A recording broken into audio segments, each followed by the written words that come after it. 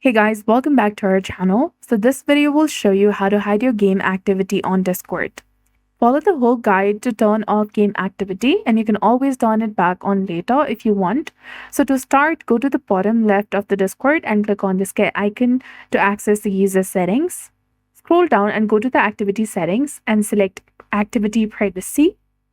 Here you can turn off activity sharing for specific servers or completely turn off share my activity, which is indicating share activity information from games and connected apps, use including when and how you engage. Toggle the option off and you'll be done. You'll see that the Discord no longer shows your game in the bottom left and it's not on your profile either.